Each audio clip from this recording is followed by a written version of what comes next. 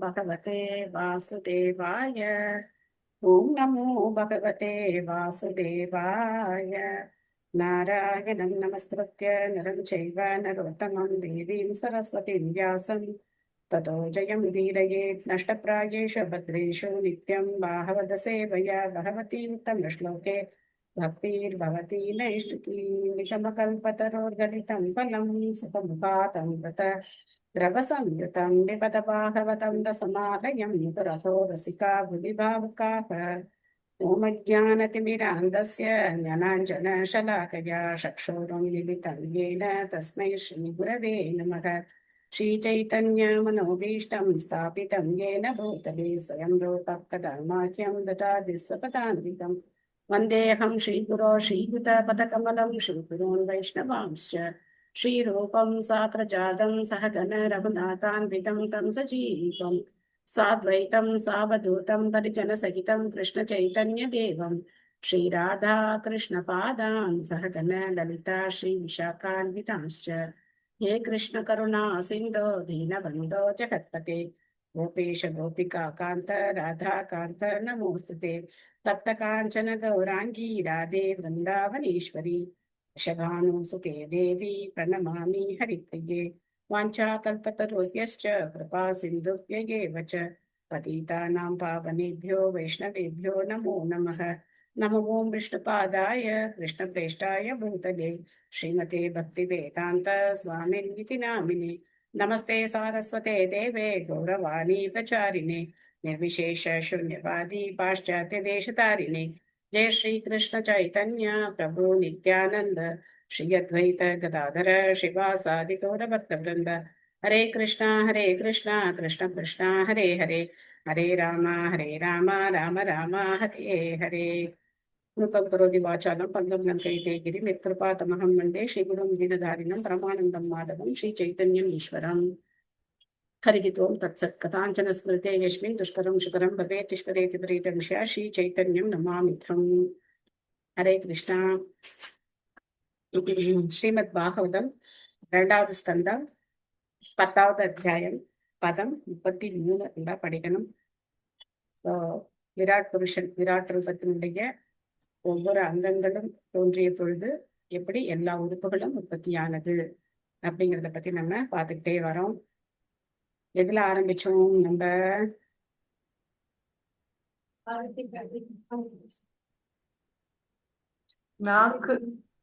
நாக்குல ஆரம்பிச்சோம். Very good. நாக்குல ஆரம்பிச்சு ஒரு நிமிஷம் வந்துட்டேன்.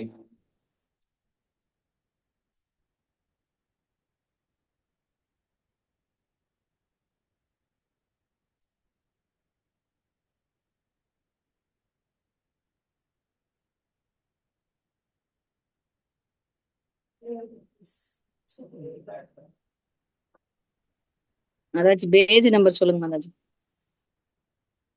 இரண்டாவது ஸ்கந்தம் 10வது அத்தியாயம் 33வது ஸ்லோகம். சில புக்ல மாறி இருக்கலாம். பதம் பாத்துக்கிட்டீங்கன்னா ஈஸியா இருக்கும். 33வது ஸ்லோகம்.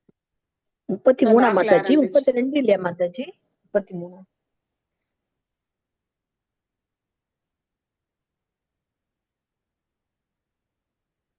33 33 32 32 மாதாஜி.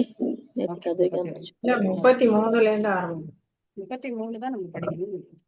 33 படிக்கணும் மாதாஜி.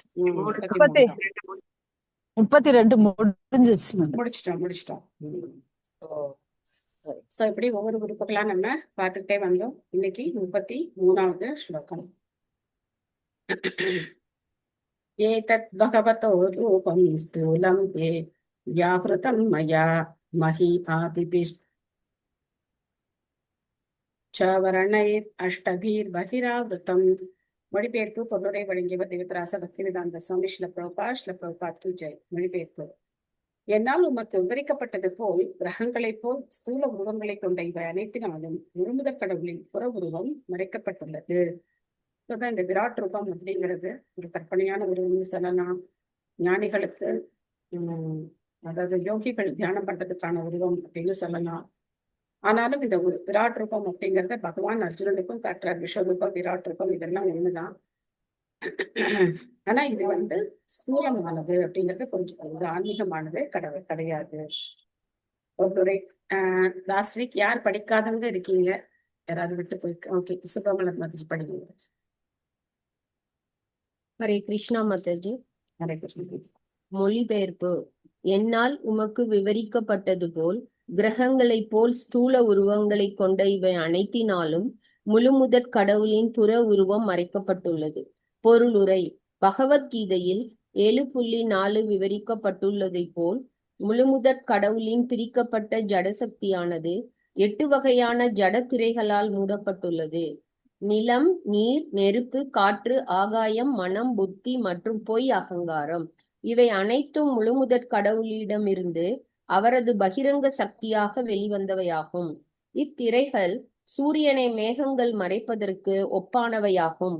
மேகம் சூரியனால் உண்டாக்கப்படுகிறது. ஆயினும் இது கண்களை உண்மையாகவே மறைத்து சூரியனை காண முடியாதவாறு செய்துவிடுகிறது. சூரியன் மேகங்களால் மறைக்கப்பட முடியாததாகும். மேகங்களால் சில 100 மைல்களுக்கு மட்டுமே வானத்தில் பரவ முடியும். ஆனால் சூரியன் லட்சக்கணக்கான மைல்களை விட பெரியதாகும். எனவே 100 மைல்கள் கொண்ட மறைப்பு லட்சக்கணக்கான மைல்களை மறைக்கும் தகுதி படைத்ததல்ல.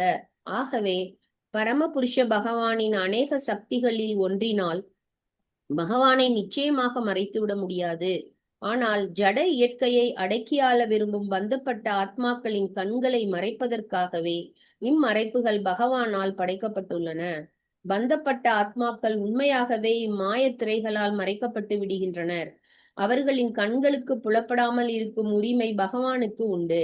தெய்வீக கண்கள் அவர்களுக்கு இல்லாததாலும் முழுமுதற் கடவுளை அவர்களால் காண முடியாது என்பதாலும் பகவானின் உன்னத உருவத்தையும் அவர் இருப்பதையும் அவர்கள் ஒப்புக்கொள்ள மறுக்கின்றனர். பகவானின் பிரபஞ்ச அம்சம் மட்டும் அறிவு பற்றாக்குறையாக உள்ளவர்களால் ஏற்றுக்கொள்ளப்படுகிறது. இது எப்படி என்பது பின்வரும் பதங்களில் விவரிக்கப்பட்டுள்ளது. நன்றி மாதாஜி. ஹரே கிருஷ்ணா.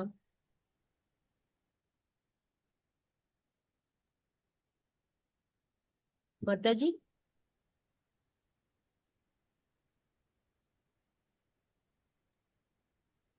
ஹரே கிருஷ்ணா ஹரே கிருஷ்ணா கிருஷ்ண கிருஷ்ண ஹரே ஹரே ஹரே ராம ராம ராம ஹரே. நன்றி மாதாஜி. ஹரே கிருஷ்ணா. ஹரே கிருஷ்ணன். ஒரு அருமையான உதாரணம் பாரு. மேகம் அப்படிங்கிறது நம்ம கண்களுக்கு சூரியனை மறைக்கக்கூடிய ஒரு வஸ்துவா இருக்கு இல்லையா? ஆனா அந்த மேகம் எதனால உருவானது? மேகம் எதனால உருவானது? சூரியனாலதான் உருவானது. மேகம் சூரியன் இல்லைன்னா மேகம் அப்படிங்கிறதுக்கான இருப்பே கிடையாது. சோ அதனால இந்த ஜட பிரபஞ்சம் அப்படிங்கிறது பகவானுடைய சக்தியினால உருவானது. அது பகவானை மறைக்கக்கூடிய தன்மையை கொண்டதா இருக்கு. ஆனா மேகத்தை தாண்டி நம்ம மேல போயிட்டோம் அப்படின்னாக்க சூரியனை நம்மளால பார்க்கணும். இந்த அனுபவம் விமானத்துல பயணம் செய்யறவங்களுக்கு கண்டிப்பா இருக்கும். விமானம் பயணம் செய்யறவங்க யாராவது அனுபவம் இருக்கிறவங்க நம்ம போகும்போது மேகத்துக்கும் மேல நம்ம போயிடுவோம். ஆமா. அப்ப பார்த்தா வானம் அப்படிங்கிறது அதுக்கு நமக்கு மேல எங்கேயோ இருக்கும். அந்த மேக கூட்டத்துக்கு நடுவுல விமானம் போகும்போது நம்ம வந்து அதை எக்ஸ்பீரியன்ஸ் வந்து பண்ண முடியும். அப்ப நம்மளால சூரியனை பார்க்கலாம், நிலவை பார்க்கலாம். அப்போ இது ஒரு தற்காலிக மறைப்பு தானே தவிர மேகத்தால உண்மையிலேயே சூரியனை மறைக்க முடியாது. நம்முடைய கண்களுக்கு சூரியன் தெரியல, மேகத்தினால மறைக்கப்பட்ட மாதிரி தெரியும். சோ அதனால இதை நம்ம வந்து கரெக்டா புரிஞ்சுக்கணும். பகவான யாராலையும் என்ன பண்ண முடியாது, மறைக்க முடியாது. பகவானால ஏற்படுத்தப்பட்ட சக்தியினாலதான் இந்த மாதிரி தெரியுதே தவிர உண்மையிலேயே பகவான் மறைக்கப்படுறது கிடையாது. சோ பகவத்கீதை 7.4 என்ன ஸ்லோகம்? நேரம் மெமரி ஆயிருக்கணும்.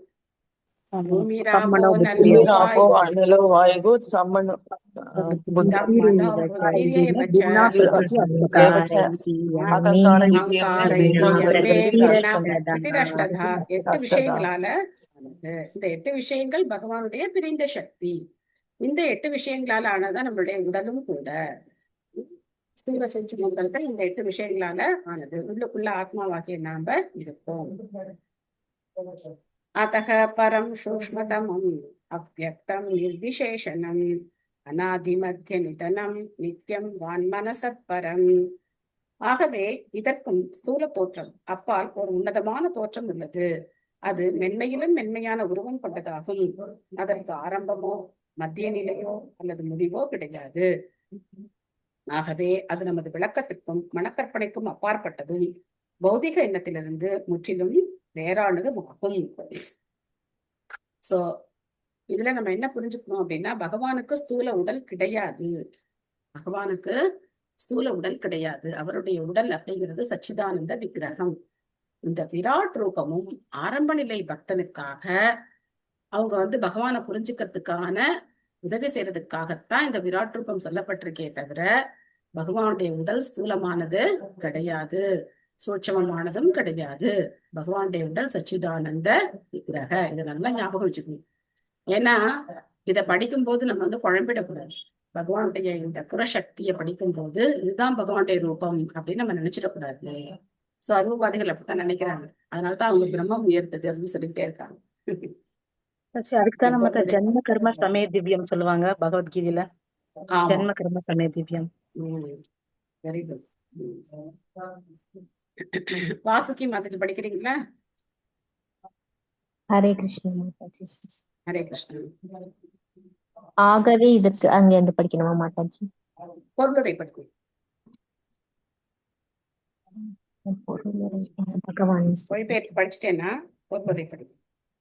பகவானின் கொஞ்சம் தப்பு ஏதாவது இருந்தா சொல்லுங்க மாதாஜி. தமிழ். பகவானின் ஸ்தூலமான புற உடல் ஒரு குறிப்பிட்ட இடைக்காலத்தில் தோற்றுவிக்கப்படுகிறது. எனவே பரமபுருஷ பகவானின் புற உடல் அல்லது அம்சம் அவரது நித்திய ரூபம் அல்ல. அவரது நித்திய ரூபம் ஆரம்பமோ நடுநிலையோ அல்லது முடிவோ இல்லாததாகும். ஆரம்பம், நடுநிலை மற்றும் முடிவு ஆகியவற்றை கொண்டுள்ள அனைத்தும் பௌதிகம் என்று அழைக்கப்படுகிறது. ஜட உலகம் பகவானிடமிருந்து துவங்கியுள்ளது. இதனால் ஜட உலகின் துவக்கத்திற்கு முன்பே இருக்கும் பகவானின் ரூபம் உன்னதமானது என்பதில் சந்தேகமில்லை. ஜட உலகில் உள்ள ஆகாயம் மிக மிக மென்மையானதென கருதப்படுகிறது. மனம், புத்தி, பொய், அகங்காரம் ஆகியவை ஆகாயத்தை விட மென்மையானவை. ஆனால் 8 புற மறைப்புகளும் பரம சத்தியத்தின் புறமறைப்புகளே என்று விளக்கப்பட்டுள்ளது. ஆகவே பரமபுருஷர் பௌதிக வர்ணனைகளுக்கு கற்பனைகளுக்கும் அப்பாற்பட்ட திவ்ய புருஷராவார். இது நிர்விசேஷனம் என்று அழைக்கப்படுகிறது. இருந்தாலும் நிர்விசேஷனம் என்பதை உன்னதமான தகுதிகளற்றது என்று ஒருவர் தப்பாக புரிந்து கொள்ளக்கூடாது. விசேஷணம் என்றால் குணங்கள் என்பதாகும். எனவே அதனுடன் நிர் எனும் சொல்லை சேர்க்கும் பொழுது பௌதிக குணங்கள் அற்றவர் என்பதை அது குறிக்கிறது. உன்னதமான நிலையில் இருந்தால் அல்லது பகவானின் உன்னத உருவை அறிவது சாத்தியமல்ல. ஹரே கிருஷ்ணா. அதனால ஒரு வார்த்தை இருக்கு. இப்ப நம்ம சாதம் அப்படின்னு சொல்றோம். அதுக்கு முன்னாடி ஒரு எழுத்து சேர்த்துட்டோம்னா பிர அப்படின்னு ஒரு எழுத்து சேர்த்துட்டோம்னா அது என்ன ஆயிடுது? பிரசாதம் ஆயிடுது இல்லையா? சோ அந்த மாதிரி ஒரு எழுத்து முன்னாடி சேரும் போது அதனுடைய அர்த்தமே மாறிப்போம். அதே மாதிரி இப்போ நம்ம மலம் அப்படின்னு சொல்றோம். மலம்னா என்ன சொல்றோம்? கழிவு இல்லையா? அது கூட முன்னாடி சேர்த்துட்டோம்னா அமலம். அப்போ அது புனிதமானது. அமல புராணம் அப்படின்னு பாகவத் சொல்றோம். மலம்னா இருக்கிறதுலே மோசமான கழிவு. ஆனா சேர்த்துட்டோம் அப்படின்னா அது மிக உயர்ந்த தன்மையா. சோ அது மாதிரி இங்க விசேஷம் அப்படின்னா குணங்களை குறிக்குது. நிர்விசேஷம் அப்படின்னு சொல்லும் போது இதுவே உபனிஷத்து வாக்கியம். நிர்விசேஷ அப்படிங்கிற வாக்கியங்கள்லாம் உபனிஷதங்கள்ல வரக்கூடிய சப்தங்கள் சொற்கள். அப்போ அதுக்கு என்ன அர்த்தம் எடுத்துக்கணும் அப்படின்னா, பகவான் குணங்கள் அற்றவர் கிடையாது, பௌதிக குணங்கள் அற்றவர். இந்த பகவானுடைய புற தோற்றத்திற்கும் பரமபுருஷ பகவானான ஸ்ரீ கிருஷ்ணனுடைய சச்சிதானந்த விக்கிரகத்துக்கும் இத்தனை பெரிய வித்தியாசம் இருக்கு. இதை நம்ம தெளிவா புரிஞ்சு, பகவானுடைய புறத்தோற்றம் அப்படிங்கிறது தற்காலிகமானது. குறிப்பிட்ட காலத்துல படைக்கப்படுது, குறிப்பிட்ட காலத்துல அழிக்கப்படுது. ஆனா பகவானுடைய நித்தியமான சச்சிதானந்த ரூபத்துக்கு என்ன கிடையாது? பாஸ்ட், பிரசன்ட், ஃபியூச்சர் எல்லாம் கிடையாது. அவர் நித்தியமா இருக்கக்கூடியவர். சோ இந்த கான்செப்டை நம்ம எப்பவுமே மறக்கக்கூடாது. இந்த கான்செப்ட் அப்படிங்கிறது நம்ம ரொம்ப ஸ்ட்ராங்கா இருக்கு. இந்த மாதிரி நிர்விசேஷம், அரூபம் அப்படிங்கிற வார்த்தையெல்லாம் வரும்போது மாயாவாதிகள், அரூபவாதிகளுக்குலாம் ரொம்ப சந்தோஷமா இருக்கும். பாத்தீங்களா, நாங்க சொல்றோம் இல்லையா, பிரம்ம சத்தியம், ஜெகத் மித்யா, இதெல்லாம் மித்யா, பிரம்மம் தான் சத்தியம், பிரம்மம் தான் சத்தியம், பிரம்மம்னா அவங்க அரூபம், அதைத்தான் அவங்க சொல்றாங்க. ஆனா அந்த பிரம்மத்துக்கும் ஆதாரமா இருக்கக்கூடியவர் பரமபுருஷ பகவானான ஸ்ரீகிருஷ்ணர். அமூனி பகவத் ரூபே மயா தேகி அனுவர்ணிதே உபே அபி ந கிருஹ்ணந்தி மாயா சிருஷ்டே விபஷ்சிதக. உமக்கு பௌதிக கோணத்திலிருந்து இப்பொழுது நான் விளக்கியதை போல மேற்குறிப்பிட்ட பகவானின் ரூபங்களில் எதுவும் அவரை நன்கறிந்துள்ள பகவத் பக்தர்களால் ஏற்றுக்கொள்ளப்படவில்லை. பக்தர்கள் இந்த ரூபங்களை எல்லாம் என்ன பண்றாங்க, ஏத்துக்கிறது கிடையாது. ஏன் அப்படின்னா அவங்களுக்கு பகவானுடைய சச்சிதானந்த ரூபத்து மேலதான் இன்ட்ரெஸ்டே தவிர இந்த பௌதிகமான புற உருவத்து மேல அவங்களுக்கு என்ன கிடையாது, அவ்வளவு பெரிய இன்ட்ரெஸ்ட் எல்லாம் ஒன்றும் கிடையாது. சத்யா மாதாஜி படிக்கிறீங்களா? படிக்கிறேன் மாதாஜி. ஹரே கிருஷ்ணா. ஹரே கிருஷ்ணன். ஸ்ரீல பிரபுபாதிக்கு ஜெய். பொருளுரை. மேற்குறிப்பிட்டது போல் அருவவாதிகள் பரமபுருஷரை பற்றி இருவிதமாக எண்ணுகின்றனர். ஒருபுறம் பகவானை அவரது விஸ்வரூபத்தில் அல்லது எங்கும் பரந்துள்ள பிரபஞ்ச ரூபத்தில் அவர்கள் வழிபடுகின்றனர். மறுபுறம் பகவானின் தோற்றுவிக்கப்படாததும் விவரிக்க முடியாததுமான சூட்சும உருவத்தை பற்றி அவர்கள் எண்ணுகின்றனர். பரமனை பற்றிய ஸ்தூல மற்றும் சூட்சும கண்ணோட்டங்கள் முறையே எம்மதமும் சம்மதம் மற்றும் அத்வைதம் எனும் தத்துவங்களை குறிக்கின்றன. ஆனால் கற்றுணர்ந்தவர்களான பகவானின் தூய பக்தர்கள் பகவானின் உண்மையான நிலையை அறிந்திருப்பதால் இவ்விரு தத்துவங்களும் அவர்களால் நிராகரிக்கப்படுகின்றன. பகவத்கீதையின் 11ஆம் அத்தியாயத்தில் இது மிகவும் தெளிவாக குறிப்பிடப்பட்டுள்ளது. இந்த அத்தியாயத்தில் பரமபுருஷரான ஸ்ரீ கிருஷ்ணருடைய விஸ்வரூபத்தை பற்றிய அர்ஜுனனின் அனுபவம் பதிவு செய்யப்பட்டுள்ளது. மாதாஜி ஸ்லோகம் படிச்சிருங்களா மாதாஜி? அத்ருஷ்டபூர்வம் ஹிக்ருதோ மாதாஜி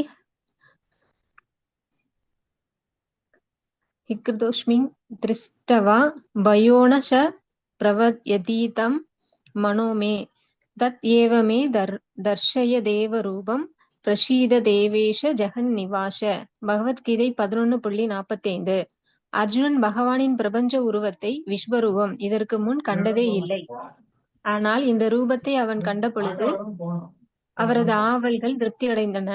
ஆனால் ஒரு தூய பக்தர் என்னும் முறையில் பகவானிடம் அவருக்கிருந்த ஆழ்ந்த பற்றின் காரணத்தால் பகவானின் அத்தகைய ரூபத்தை காண்பதில் அவர் மகிழ்ச்சி அடையவில்லை. பகவானின் பிரம்மாண்டமான ரூபத்தை காண அவர் அஞ்சினார். எனவே தமக்கு பிரியமான 4 கரங்களுடன் கூடிய நாராயண ரூபத்தை அல்லது கிருஷ்ணரின் ரூபத்தை ஏற்குமாறு அர்ஜுனன் பகவானிடம் வேண்டினார். தம்மை நானாவிதமான ரூபங்களில் வெளிப்படுத்தும் பரம ஆற்றல் பகவானுக்கு உண்டு என்பதில் சந்தேகம் இல்லை.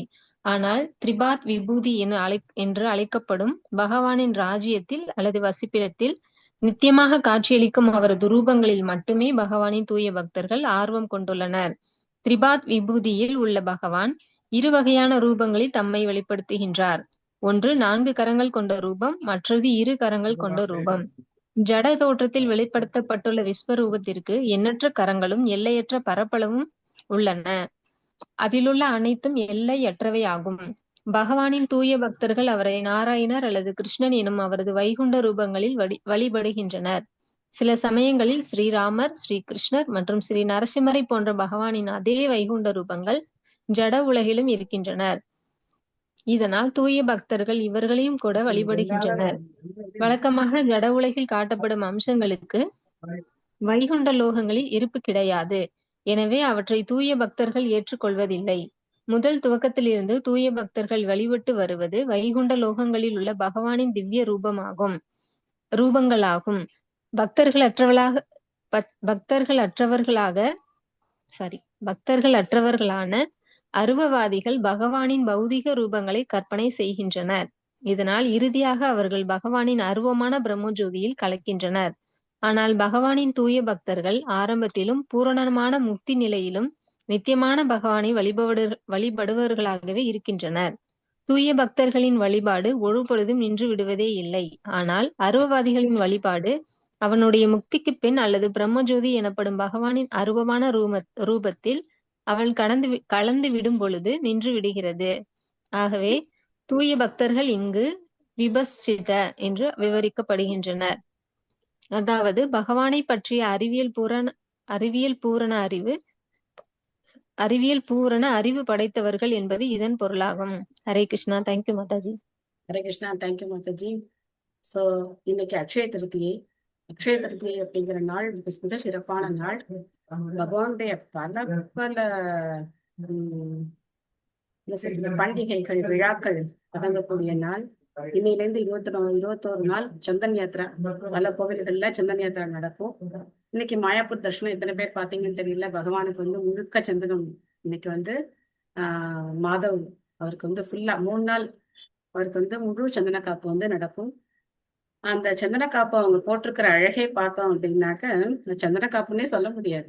பகவான் திடீர்னு கோல்டன் கலரா மாறிட்டாரா, கிருஷ்ணர் கௌரங்க மகாபிரபுடைய பாவத்தை ஏத்துக்கிட்டாரா அப்படிங்கிற மாதிரி, அந்த மாதிரி அப்படியே அழைச்சி அவருக்கு அந்த சந்தனத்தை அவங்க போட்டிருப்பாங்க. ஸோ அதுக்கப்புறம் ஜெகநாதருடைய தேர் இன்னைக்குதான் செய்ய ஆரம்பிக்கிறாங்க. அக்ஷய திருதி அன்னைக்குதான் ஜெகநாதருடைய, இன்னும் வருஷம் புதுசா செய்வாங்க அவங்க தேர். அதனால இன்னைக்குதான் மரத்தை செலக்ட் பண்ணி இன்னைக்கு அவங்க தேர் ஆரம்பிக்கிறாங்க. கங்காதேவி இந்த பூவுலகத்துக்கு வந்த நாள் அக்ஷய திருத்தியை. அதே மாதிரி பாண்டவர்களுக்கு அக்ஷய பாத்திரம் கிடைச்ச நாளும் இன்னைக்கு. ஸோ இந்த மாதிரி நீலடங்காத திருவிழாக்கள் நாட்கள் இன்னைக்கு இருக்கு. இன்னைக்கு கும்பகோணத்துல 12 கருட சேர்வை, பெரிய கடத்தல 12 கருட சேர்வை கீர்த்தனம் ரொம்ப அற்புதமா நடந்துட்டு இருந்தது. பகவான் கருட வாகனத்துல எழுந்தறிவிக்க ரொம்ப விசேஷம். பகவான் கருட வாகனத்துல சேவிக்கிறது, அதுவும் சேர்ந்து எல்லா பெருமாளையும் சேர்ந்து சேவிக்கிறது அப்படிங்கிறது ரொம்ப உன்னதமான ஒரு திருவிழா. ஸோ இந்த மாதிரி பக்தர்கள் பகவானுடைய திவ்யமான ரூபத்துல தான் ஆர்வம் இருக்கே தவிர, இந்த அருவவாதிகள் மாதிரி எது பிரம்மம் இல்லை அப்படின்லாம் அவங்க ஆராய்ச்சி பண்ணிட்டு இருக்கிறதுலாம் கிடையாது. ஸோ பகவானுடைய திருப்பாத விபூதி, ஏற்கனவே நம்ம பார்த்திருக்கோம் இல்லையா, ஏகபாத விபூதி, திருப்பாத விபூதி, இந்த 2 வார்த்தை நம்ம பார்த்தோம். என்னது ஏகபாத விபூதினா என்ன, திருப்பாத விபூதினா என்ன? இந்த ஜட உலகம் ஏகபாத விபூதி, ஆன்மீக உலகம் திருப்பாத விபூதி. இது வைகுண்ட லோகம் சொல்லுவாங்க. வைகுண்ட லோகங்கள்ல 2 விதமா பகவான் காட்சி எடுக்கிறார். ஒண்ணு, வைகுண்டங்கள்ல பகவான் 4 கரங்களோட சிந்து சக்கர கதாபத்மம் ஏந்தி அவர் நாராயணமூர்த்தியா பல்வேறு வைகுண்ட லோகங்கள்ல பகவான் இருக்க. அதே சமயத்துல ஸ்ரீராமர் அயோத்தியில இதே உருவம் 2 கரங்கள் கொண்ட உருவத்துல இருக்க பகவான் ஸ்ரீ கிருஷ்ணர் எல்லா வைகுண்ட லோகங்களுக்கும் தலைநகரமா இருக்கக்கூடிய கோலோக பிருந்தாவனத்துல அவருடைய முக்கியமான அந்த திருவங்க ரூபத்துல இருக்கார். வேணும் கொனந்தமரவிந்த தலாயதாக்ஷம் பர்ஹாவதம் சமசிதாம்புத சுந்தராங்கம் கந்தர்வகோட்டி கமனீய விசேஷ சோபம் கோவிந்தமாதி புருஷம் தமகம் பஜாமி. அழகான ஒரு பிரம்மாவோட ஸ்லோகம், பிரம்ம சம்ஹிதா இல்லையா? வேணும் கனந்த மரவிந்த தலாய தாக்ஷம். அப்படி அந்த புல்லாங்குழல் வாசிச்சுக்கிட்டு பகவான் ஸ்ரீ கிருஷ்ணர் அவருடைய அழகான தாமரை கண்களோட பக்தர்களுக்கு காட்சி அளிக்கும் போது அவருடைய அந்த ரூபத்தை பார்த்து பக்தர்கள் அப்படியே மயங்கி போறாங்க இல்லையா? அடுத்த ஸ்லோகம் ரொம்ப நல்லா இருக்கும்.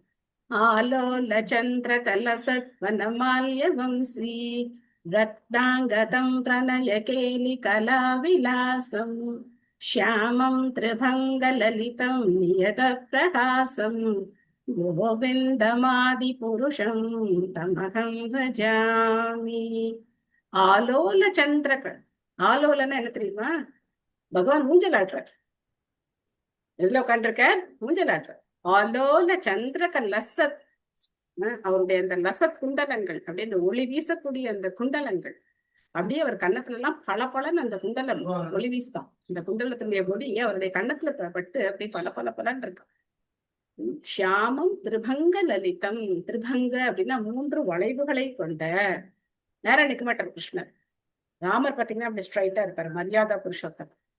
கிருஷ்ணர் எப்படி இருப்பார்? லீலா புருஷோத்தம். நிற்கும் போதே ஒரு ஸ்டைல் தான் அது. அது 3 வளைவுகளோட ஒரு கால் இப்படி, இடுப்பு கொஞ்சம் இப்படி, தலை ஒரு பக்கம் சாய்ச்சு இப்படி நிற்பார் கிருஷ்ணர். ஷியாமம் திரிபங்க லலிதம் நியத பிரகாசம்.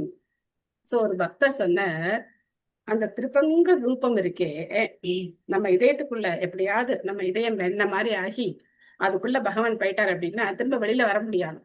ஏன்னா வளைஞ்சு வளைஞ்சு இருக்காரு இல்லையா, அதனால அவரால் வெளியில வர முடியாது. நம்ம இதயத்துக்குள்ள அவர் என்ன பண்ணிக்கலாமா, அப்படி பூட்டி வச்சுக்கலாமா கிருஷ்ணர். சோ இந்த மாதிரி பக்தர்கள் என்ன பண்றாங்க, இந்த விஸ்வரூபம் இதுலலாம் அவங்களுக்கு நாட்டமே கிடையாது. சோ அர்ஜுனுடைய உதாரணத்துல இங்க பிரபுபாத் கொடுக்குறாங்க. அத்ருஷ்ட பூர்வம் ருஷிதோஸ்மி திருஷ்ட்வா பயேன சக்ரதி பிரவ்யதிதம் மனோ மே தத் ஏவ மே தர்ஷய தேவ ரூபம் பிரசீத தேவேஷ ஜெகன்னிவாச. போதும்பா கிருஷ்ணா, நான் ஏதோ தெரியாம கேட்டேன், இந்த விஸ்வரூபம் பார்க்கணும்னு ஆசைப்பட்டு நான் கேட்டேன். வேண்டவே வேண்டாங்க, எனக்கு இந்த விஸ்வரூபம் எல்லாம் வேண்டாம். நீங்க என்ன பண்ணிடுங்க, எப்பவும் போல உங்களுடைய ஷியாமசுந்தர ரூபத்துக்கு நீங்க வந்துடுங்க. முதல்ல நாராயண கோலத்தை காட்ட சொல்ற, அதையும் பார்த்து அவருக்கு திருப்தி இல்லை. ஷியாமசுந்தர ரூபத்துல பார்த்தோன்னா அவருக்கு ரொம்ப திருப்தியாச்சு. பாடா என்னோட கிருஷ்ணன் கிடைச்சிட்டாரு அப்படின்னு சொல்லி அவருக்கு திருப்தியாச்சு. சோ அதனால பக்தர்களுடைய நாட்டம் அப்படிங்கிறது, ஏன்னா சில பேருக்கு பகவத்கீதையில உங்களுக்கு என்ன பிடிக்கும் அப்படின்னா 11வது அத்தியாயம் ரொம்ப பிடிக்கும் அப்படின்னு சொல்லுவாங்க. அப்ப என்ன புரிஞ்சுக்கலாம், ஆரம்ப நிலையில இருக்காங்க அப்படின்னு புரிஞ்சுக்கலாம். தப்பு கிடையாது, அது பிடிக்க கூடாதுன்னு கிடையாது. ஆனா அதுல பக்தர்களுக்கு என்ன கிடையாது, பெரிய விருப்பம் எல்லாம் கிடையாது. பிரபுபாதான் நமக்கு புரிய வைக்கிறார். நாம எந்த ரூபத்து மேல நம்மளுடைய அந்த அன்பை செலுத்தணும் அப்படிங்கறத பிரபுபாத நமக்கு புரிய வைக்கிறார். இல்லைன்னா நம்ம கூட பகவத்கீதையில இந்த 11வது அத்தியாயம் படிச்சா அவருடைய எண்ணற்ற ஆயிரக்கணக்கான தலைகள், கரங்கள், தொடைகள் அப்படிலாம் பார்க்கும்போது ஒருத்தர் இஸ்லாம் கோவிலுக்கு ஒருத்தர் பிரபுபாதத்தை கேட்டாராம், நீங்க ஏன் விஸ்வரூபத்தை வழிபடக்கூடாது அப்படின்னு கேட்டாராம். சோ பிரபுபா சொன்னாராம், விஸ்வரூபத்துக்கு எப்படி நீ ட்ரெஸ் பண்ணுவ, 1000 தலை இருக்கு, நான் எப்படி 1000 கிரீடம் வச்சு 1000 கரங்கள், அதெல்லாம் எப்படி நீ வழிபடுறதுன்னா எப்படி வழிபடுவ, விஸ்வரூபத்தை எப்படி உன்னால வழிபட முடியும் அப்படின்னு சொல்லி பிரபுபாதர் கேட்டாரு. சோ பிராக்டிக்கலாவும் சரி, நமக்கு அதே சமயத்துல நாம அன்போட வழிபடுறதுக்கு ஏற்ற ரூபம் பகவான் ஸ்ரீ கிருஷ்ணர் அல்லது ராமர், நரசிம்மர், வராகர், இந்த மாதிரி பகவானுடைய எண்ணற்ற ரூபங்கள் இருக்கு. 2 ரூபங்கள். ராமாதிமுக்திஷு கலா நியமேன திஷ்டன் நானாவதாரம் அகரோத் புவனேஷு கிந்து கிருஷ்ண ஸ்வயம் சம்பவத் பரமபுமான்யோ கோவிந்தமாதி புருஷம் தமகம் பஜாமி. ராமாதி மூர்த்திஷு கலா. சோ இந்த மாதிரி எண்ணற்ற ரூபங்கள் இருக்காங்க பகவானுக்கு, எண்ணற்ற ரூபங்கள். சோ இன்னைக்கு கருட சேவை பார்க்கும்போது அப்படியே ஒரு அழகு, என்ன அழகு, என்ன அழகு, என்ன அழகு. ஒவ்வொரு பெருமாளும் அப்படியே தக தக தக தகன்னு ஜொலிக்கிறாங்க. இந்த வெயில், கொளுத்துற வெயில், அதுவும் பாத்தீங்கன்னா 12 மணிக்கு எல்லா பெருமாளும் கிளம்பிடுவாங்க. சோ 10:30, 11 மணிக்கு அசம்பிள் ஆக ஆரம்பிப்பாங்க. ஒரு கெட்டுகதர் முடிஞ்சோடனே என்ன பண்ணுவாங்க, 12 மணிக்கு எல்லாரும் கிளம்பிடுவாங்க. சோ அந்த உச்சி வெயில்ல பாத்தீங்கன்னா மக்கள் அந்த வெயிலை பத்தி எல்லாம் கவலைப்படாம அவ்வளவு ஒரு சந்தோஷமா எல்லாரும் பகவானை தரிசனம் பண்றதுக்காக வர்ற அந்த காட்சி ரொம்ப அழகா இருக்கும். சோ இந்த மாதிரி பகவான் எண்ணற்ற ரூபங்கள்ல இருக்காரு. அந்த ரூபங்கள்ல நாம மனதை பறி கொடுக்கணுமே தவிர இந்த இகலோக உருவங்கள் மேல என்ன பண்ணக்கூடாது, நம்ம மனதை நாம பறி கொடுக்க. ஹரே கிருஷ்ணன் மாதாஜி.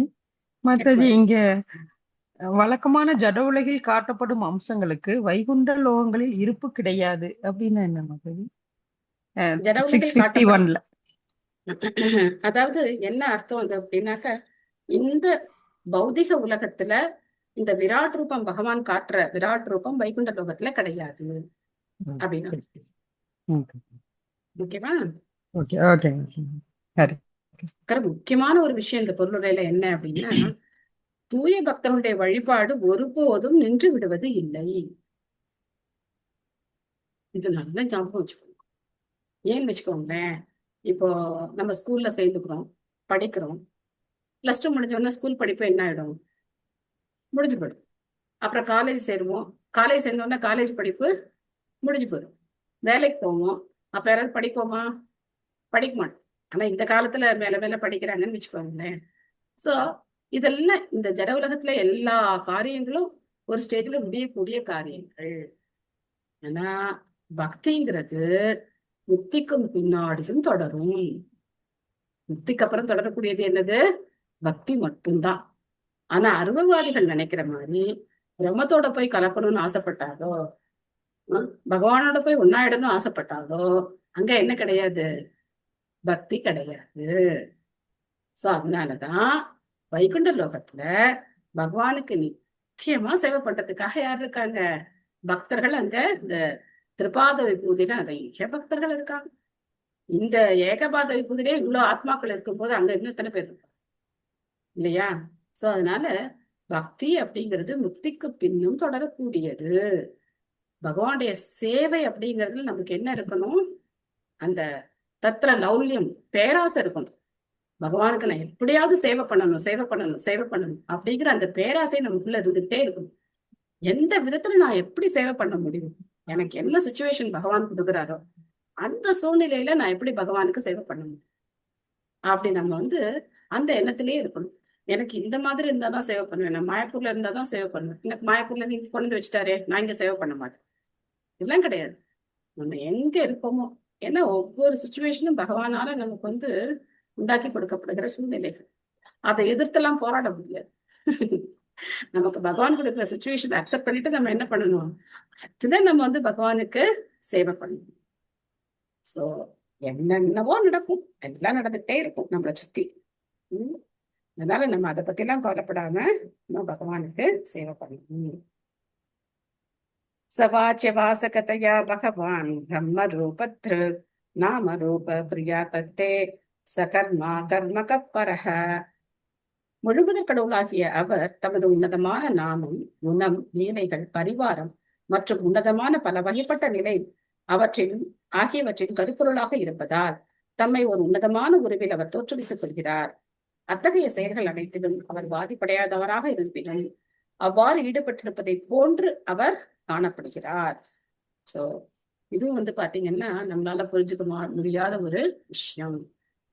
பகவான் இந்த ஜட உலகத்தை எப்படி படைச்சார் அப்படிங்கிறத நாம இப்போ ஓரளவுக்கு புரிஞ்சுக்கிட்டோம் இல்லையா? கிருஷ்ணன் நேரடியா இதுல தொடர்பு இருக்கா? அவருக்கு கிருஷ்ணருக்கு தான் தொடர்பு இருக்கா? தொடர்பு கிடையாது. ஆனா ஒரு விதத்துல கிருஷ்ணருக்கு முழுக்க இதுல சம்பந்தம் இருக்கு. சோ அவருடைய விரிவங்கங்கள் மூலமா தான் இதை படைக்கிறார் இல்லையா? காரணோதசாய் விஷ்ணு, கர்ப்பதோசாய் விஷ்ணு, க்ஷீரதோசாய் விஷ்ணு எல்லாரும் யாருடைய அம்சங்கள் தான்? பரமபுருஷனுடைய அம்சங்கள் தானே. அவர் நேரடியாக ஈடுபட. ஆக மொத்தம் இந்த ஜட உலகத்தை படைச்சு பராமரிச்சு அதை அழிச்சு, ஏன்னா இப்போ நாம ஒரு பொருளை ஒண்ணும் இல்ல, நம்ம குழந்தைங்களே இருக்காங்க, நம்மளுடைய எதிர்பார்ப்பு என்ன? நாம சொல்ற பேச்ச அவங்க கேட்கணும். இந்த எதிர்பார்ப்பு இருக்கா இல்லையா? நம்ம எல்லாருக்கும் இருக்கா இல்லையா? கண்டிப்பா இருக்கும். இந்த எதிர்பார்ப்பு இல்லாம யாருமே இருக்க முடியாது. அப்போ பகவான் நம்ம கிட்ட என்ன எதிர்பார்ப்பார்? என்ன எதிர்பார்ப்பார்? அவர் சொல்றத நம்ம கேட்கணும்னு எதிர்பார்ப்பார? எதிர்பார்க்க மாட்டேன். நமக்கே ஒரு எதிர்பார்ப்பு இருக்கு. அப்போ பகவானுக்கு அந்த எதிர்பார்ப்பு இருக்கும். ஆனா நம்ம யாரும் கேட்கலையே. அதை பத்தி அவர் ஏதாவது ஒரி பண்ணிக்கிறாரா? கிடையாது. சொல்லி பாக்குறாரு. பகவத்கீதையில எல்லா இன்ஸ்ட்ரக்ஷனும் கொடுத்தாச்சு, ஆச்சாரியர்களை அனுப்பி வச்சு நமக்கு எல்லாமே சொல்லி கொடுத்து பாக்குறார். ஆனா கேட்காதது நம்முடைய விருப்பம் அப்படின்னு விட்டுறாரு. சோ அதனால அவருக்கு இந்த உலகத்து மேல அக்கறை இருக்கிற மாதிரியும் இருக்கு, இல்லாத மாதிரியும் இருக்கு. சில சமயங்கள்ல அவர் இங்க வரும்போது இந்த ஜட உலகத்தினால அவரும் பாதிப்படைகிற மாதிரி இருக்கு. அதெல்லாம் பாக்குறதுக்கு எப்படி நம்ம இது எதுக்காக புரிஞ்சுக்கணும் அப்படின்னா, பகவானுடைய லீலைகளை புரிஞ்சுக்கிறதுக்கு முன்னாடி இந்த ஜடப்படைகளை பத்தி நம்ம புரிஞ்சுக்கிட்டோம் அப்படின்னா, அப்போ பகவான் எதுக்காக இந்த மாதிரி ஒரு லீலை செய்யறார் அப்படிங்கிறது நமக்கு புரியும். ஒரு சண்டே கிளாஸ்ல கூட ஒரு பக்தர் கேட்டார், இன்னொரு பெரிய கேள்வி கேட்டார். சீதையை எதுக்காக தீக்குளிக்க வச்சார் ஒரு பையன் கேட்கிறான் அப்படின்னா சொன்னாங்க. பதிலே சொல்லல. ஏன் அப்படின்னாக்க, கண்டிப்பா இந்த பதில் அவங்களுக்கு என்ன பண்ண போறது கிடையாது, ஏத்துக்க போறது கிடையாது. ஏன்? பகவான் யாருன்னே தெரியாது. அவங்க என்ன நினைக்கிறாங்க, அவரை கடவுள்னா இப்படித்தானே பண்ணணும், கடவுள் எதுக்கு இந்த மாதிரி பண்றாரு? சோ கடவுளை நம்ம கேள்வி கேட்கும் போது அப்ப நம்ம என்ன பண்றோம்? கடவுளுடைய அதிகாரத்தை மறுக்கிறோம். அந்த லீலையை புரிஞ்சுக்கணும் அப்படின்னா அவர் பரமபுருஷ பகவான் அப்படிங்கறத முதல்ல புரிஞ்சுக்கிட்டு, அவர் அது எதுக்காக அந்த லீலை பண்றாரு அப்படிங்கிற காரணத்தை நாம தெரிஞ்சுக்கணுமே தவிர, கடவுள் இப்படி பண்ணலாமா அப்படிங்கிற கேள்வி வந்தாலே என்ன அர்த்தம்? கடவுளை நாம கேள்வி கேட்கிறோம். அப்போ பதில் நமக்கு புரியாது. சரியான பதில் கொடுத்தா கூட நமக்கு புரியாது. நான் என்ன சொன்னேன், அவரை ஜெபம் பண்ணுங்க சொல்ற பிரபு, அவருக்கு பிரசாதம் கொடுங்க, கொஞ்சம் கொஞ்சமா அவருக்கு புரியுற நேரத்துல புரியும் அப்படின்னு சொல்லிட்டு. ஏன்னா இது பட்டிமன்றம் கிடையாது. நம்ம என்ன பண்ண முடியாது, பட்டிமன்றம் போட்டு பேசி இது பண்ணது சரியா தவறா, இப்படி பண்ணலாமா அப்படின்னா நம்ம இங்க என்ன பண்ண முடியாது, வாத பிரதிவாதங்கள்லாம் இங்க பண்ண முடியாது.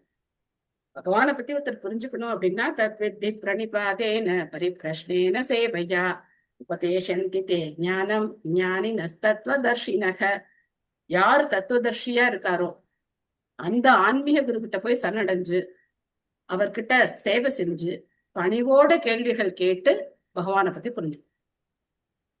இல்லைன்னா என்ன பண்ண முடியாது, இந்த மாதிரி எல்லாம் நம்ம சும்மா பேசிலாம் புரிஞ்சுக்க முடியாது. மீனா மதிச்சு படிக்கிறீங்க.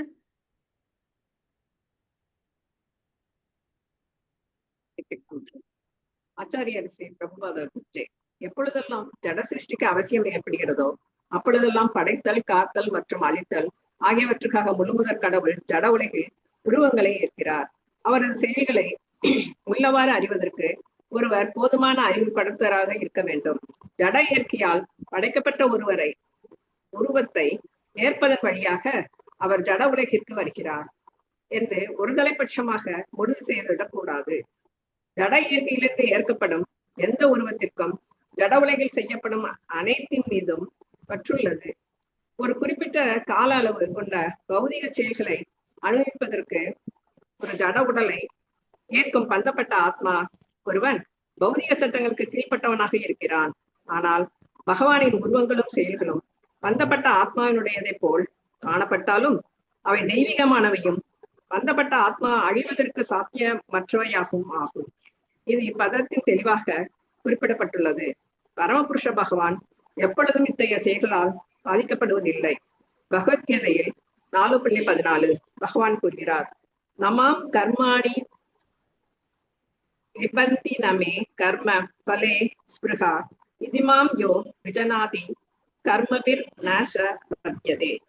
வெவ்வேறு அவதாரங்களிலும் உருவங்களிலும் பகவான் ஏற்றும் செயல்களால் அவர் ஒருவரும் பாதிக்கப்படுவதே இல்லை. பலநோக்கு செயல்களால் வெற்றி பெற வேண்டுமெனில் ஆசைகளும் அவருக்கு கிடையாது. பகவான் செல்வம், பலம், முகம், புகழ், அழகு, அறிவு மற்றும் துறவு என்னும் ஐஸ்வர்யங்களில் முழுமையானவராக இருக்கிறார். இதனால் பந்தப்பட்ட ஆத்மாவை போல் உடல் உழைப்பில் ஈடுபட வேண்டிய அவசியம் அவருக்கு இல்லை. ஆகவே பகவானின் உன்னதமான செயல்களுக்கு பந்தப்பட்ட ஆத்மாவின் செயல்களுக்கும் இடையில் உள்ள வேறுபாட்டை அறியக்கூடிய நுண்ணறிவு படைத்தவரும் கூட செயல்களின் பிரதிபலன்களால் பாதிக்கப்படுவதில்லை. விஷ்ணு, பிரம்மா மற்றும் சிவன் என்னும் உருவங்களில் ஜட இயற்கையின் முக்கணங்களை பகவான் ஆளுகிறார். விஷ்ணுவிலிருந்து பிரம்மா பிறக்கிறார், பிரம்மாவிலிருந்து சிவன் பிறக்கிறார். சில சமயங்களில் பிரம்மா விஷ்ணுவின் ஒரு பிரிக்கப்பட்ட பகுதியாக இருக்கிறார் மற்றும் சில சமயங்களில் விஷ்ணுவே பிரம்மாவாக இருக்கிறார். இவ்வாறாக பிரம்மா பிரபஞ்சம் முழுவதிலும் பல்வேறு உயிரினங்களை படைக்கிறார். அதாவது பகவான் தாமாகவோ அல்லது தம்மால் அதிகாரம் அளிக்கப்பட்ட பிரதிநிதிகளின் மூலமாகவோ மொத்த படைப்பையும் சிருஷ்டிக்கிறார். ஹரே கிருஷ்ணா. தேங்க்யூ மாதாஜி. தேங்க்யூ மாதாஜி. ரொம்ப இவ்வளவு கிளியரா சொல்றாரு பாருங்க. பகவானுடைய லீலைகளை புரிஞ்சுக்கணும்னா ஒருத்தருக்கு நுண்ணறிவு படைத்தவரா இருக்குது அப்படின்னு சொல்றாரு. நுண்ணறிவுன்னா என்ன? சாஸ்திரங்களுடைய அறிவு. சோ சாஸ்திரம் மூலமா நம்ம பகவானை புரிஞ்சுக்க முடியுமே தவிர மற்ற நம்மளா என்ன பண்ண முடியாது, புரிஞ்சுக்க முடியாது. உதாரணத்துக்கு ராமருடைய லீலைகள்லாம் நிறைய குழப்பக்கூடிய விஷயங்கள். ராமர் பாலம் கட்டி போறார். ராமர் சீதையை தேடி அந்த காட்டுல அழுதுகிட்டே தேடிட்டு இருக்கார். ஒவ்வொரு மரத்துக்கிட்டையும் கேட்கிறார். அங்க இருக்கிற செடி கொடிகள்கிட்ட எல்லாம் கேட்கிறார், நம்முடைய சீதையை பாத்தீங்களா, சீதையே சீதையே சீதையே அப்படின்னு அவர் அழுதுகிட்டே இருக்காரு. அவருக்கு பரமபுருஷ பகவான் இல்லையா? அவருக்கு தெரியாதா சீதா எங்க இருக்காங்கன்னு? அவருக்கு தெரியாதா? எதுக்கு இந்த 4 பக்கமும் வானர சேனையெல்லாம் அனுப்பி தேடி அதுல ஹனுமான் போய் கண்டுபிடிச்சு அவர் சொல்லி அதுக்கப்புறம் இவர் பாலம் எல்லாம் கட்டி போய் இதுக்காக இதெல்லாம் அவர் அங்க ஆன்மீக அயோத்தியால இருந்தே அவர் இந்த லீலையெல்லாம் பண்ணியிருந்தாருன்னா நீங்களும் நானும் என்ன கதை பேசிட்டு இருக்கோம்? எந்த அரசியல்வாதிக்கு ஓட்டு போடணும், எந்த நடிகர் என்ன படத்துல எப்படி நடிச்சிருக்கான், இதைத்தான் நம்ம பேசிட்டு இருக்கோம். பகவானுடைய லீலைகளை நம்மளால என்ன பண்ண முடியாது, பேச முடியாது. சோ நம்முடைய நன்மைக்காக பகவான் என்ன செய்யற, அவர் என்ன மாதிரியான ஒரு பாத்திரத்தை ஏத்துக்கிறாரோ, என்ன மாதிரி ஒரு ரோல்ல அவர் வர்றாரோ அதுக்கு ஏத்த மாதிரி அப்படியே பர்ஃபெக்டா பண்ற. கொஞ்சம் கூட ஒரு சின்ன ஃபால்ட் கூட இல்லாம பர்ஃபெக்டா பண்ற. எப்படி ஒரு மனைவியை தேடுறது, ஒரு மனைவி இழந்தா ஒரு கணவனுடைய மனநிலை எப்படி இருக்கணும்? எப்ப 2ஆம் கல்யாணம் பண்ணிக்கலாம்? எந்த பொண்ணை பார்க்கலாம்? அப்பாடா இன்னொரு பொண்ணை கட்டிக்க. ஏகபத்னி விரதம் தான் என்ன? எந்த அளவுக்கு அவருக்கு தன்னுடைய பத்னி மேல எந்த அளவுக்கு அவருக்கு பாசம் இருக்கு. எவ்வளவு ஒரு கணவனுடைய முக்கியமான கடமை என்ன? தன்னுடைய மனைவியை பாதுகாக்க வேண்டியது கணவனுடைய கடமை. நீ வேலைக்கு போ, நானும் வேலைக்கு போறேன், 2 பேரும் ஷேர் பண்ணிக்கணும். ஏன் நீ மட்டும் சும்மா தண்டமா உட்காந்துருக்கணும்? வேலைக்கு. இதுவா கணவனுடைய கடமை? உத்தியோகம் புருஷ லட்சணம். உத்தியோகம் பார்க்க வேண்டியது கணவனுடைய கடமை, மனைவியை பாதுகாக்க வேண்டியது கணவனுடைய கடமை. எல்லாத்தையும் பகவான் புரிய வைக்கிறார். சோ அந்த மாதிரி நம்ம ஆச்சாரியர்கள்ட்ட இருந்து கேட்டு புரிஞ்சுக்கணுமே தவிர, ஏன் இப்படி பண்ணார், ஏன் அப்படி பண்ணார்? கடவுளாச்சு, கடவுள் அழுதுட்டு இருக்காரு, அந்த கடவுளை போய் நீ கும்பிட்டா உன் கஷ்டம் எப்படி போகும்? அவரே அழுதுட்டு உட்கார்ந்துருக்கிறாரு, காணாம் தேடிட்டு இருக்காரு. அப்படிலாம் நம்ம பேசணும் அப்படின்னாக்க எங்கேருந்து அதுல பக்தி வரும்? இன்னும் வராது. சோ அதனால லீலைகளை புரிஞ்சுக்கிறதுக்கு முன்னாடி பகவானுடைய உன்னதமான நிலையை புரிஞ்சுக்கணும். இங்கிலீஷ்ல அழகா சொல்லுவாங்க, if you realise the greatness of the lord, then you can release the sweetness of the Lord. பகவான் எப்படி உயர்ந்தவர் அப்படின்னு ஒருத்தர் புரிஞ்சுக்கிட்டாதான் அவருடைய லீலைகள் எத்தனை இனிமையானது அப்படின்னு நம்மளால புரிஞ்சுக்க முடியும். எனக்கொசரம் ஏற்பட்ட பகவான் எனக்கொசரம் என்ன பண்றார்? இந்த லீலைகள் எல்லாம் பண்ணி நம்மளை எப்படியாவது கவர்ந்து எடுக்கிறதுக்காக முயற்சி பண்ற. ஏன்னா அந்த பகவான் யசோதையுடைய மடியில படுத்திருந்து பாலுக்கு அழுது யசோதையை பால் கொடுக்காம விட்டுட்டு போய் கோவம் உதட்ட கடிச்சு பானையை உடைச்சு இல்லையா? அவர் எங்க படுத்திருக்கார்? ஷீராப்தி பார்க்கடல்ல படுத்திருக்கார். அவர் இதுக்கு பாலுக்கு அழணும்? பார்க்கடலுக்கே அதிபதி அம்மாவோட பாலுக்காக அழறார? ஷீராப்தி நாதன் அவருடைய விரிவங்கம் தான் ஷீராப்தி. அப்பேற்பட்ட பார்க்கடலுக்கே அதிபதியா இருக்கிறவருக்கு கொஞ்சம் பால் கிடைக்காதா? சோ இந்த பகவான் ஜீவராசிகள் மேல என்ன பண்றார்? அவ்வளவு பேரன்பு வச்சிருக்க. அந்த அன்புனாலதான் இந்த ஜட உலகத்துக்கே அவர் வர்றார். அதான் இந்த ஸ்லோகம் பிரபுபாத் கொடுத்திருக்கார் பாருங்க. நமாம் கர்மாணி லிம்பந்தி நமே கர்ம ஃபலஸ்பிருஹா இதி மாம் யோபிஜானாதி கர்மபிர்ன சபத்யதே. சோ பகவானை எந்த கர்மாவாலும் கட்டுப்படுத்த முடியாது. பகவானுக்கு எந்த கர்மாவும் கிடையாது. அவர் செய்யற செயல்கள் எல்லாமே திவ்யமானது. அவருக்கு எந்த கர்மாவும் கிடையாது, ஒன்றும் கிடையாது. அவர் அதனால்தான் அவருடைய லீலைகள். நம்ம பண்ற செயல்கள் எதுக்காக கர்மா? கர்மானா என்ன அர்த்தம்? நமக்கு இன்னொரு உடலை உற்பத்தி செய்யக்கூடிய இன்னொரு உடல் நம்ம அடையறதுக்கான செயல்கள் தான் கர்மா. நமக்கு ஒரு பிரதிபலன் அதனால நமக்கு ஏற்பட்டு நாம இன்னொரு பௌதிக உடலை அடையறதுக்கான செயல்கள் தான் கர்மா. ஆனா பகவானுக்கு கர்மாவே கிடையாது. அதனால்தான் அவருடைய எல்லாமே லீலைகள். யார் ஒருத்தர் இதிமாம் யோபி ஜானாதி, யார் ஒருத்தர் இது இந்த மாதிரி நல்லா புரிஞ்சுக்கிறாங்களோ அவங்களுக்கு என்ன கிடையாது? கர்மவே நசபத்தியத்தை, அவங்களும் கர்ம பந்தத்துல இருந்து விடுபட்டுருவாங்க அப்படின்னு சொல்ற. சேம் தான் ஜென்ம கர்ம சென்னை திவ்யம் மாதிரிதான். சோ அதனால இந்த மாதிரியான அவர் ஷட்டைஸ்வரிய பூர்ணன் இல்லையா? 6 விதமான ஐஸ்வர்யங்களும் பூரணமாக நிறைந்தவன். அப்பேற்பட்ட பகவான் எந்த தேவைக்காகவும் இந்த ஜட உலகத்துக்கு வரல. நம்ம அடிக்கடி சொல்றதுதான், நம்ம எதுக்காக அமெரிக்கா போறோம்? பணம் சம்பாதிக்கிறதுக்காக போறோம். பகவானுக்கு இங்க நிறைய பணம்லாம் சம்பாரிச்சு கோலோகத்துல போய் உட்கார்ந்துக்கிட்டு அவர் ஆட்சி பண்ண போறாங்க? இதெல்லாம் கிடையாது. நம்ம 5th கேண்டோல படிக்கலாம், ரொம்ப ஆச்சரியமா இருக்கும். அங்க பழச்சாறு கடல் இருக்கு. பழச்சாறு முழுக்க முழுக்க இருக்கக்கூடிய கடல் இருக்கு. சோ அந்த கடலுடைய கரையில பார்த்தோம் அப்படின்னா இங்க மண் இருக்கிற மாதிரி அங்க தங்கம் இருக்கு. தேவர்கள்லாம் அங்க என்ன பண்றாங்க? வேண்டிய ஆபரணத்துக்கான தங்கத்தெல்லாம் அவங்க எடுத்துட்டு போறாங்க.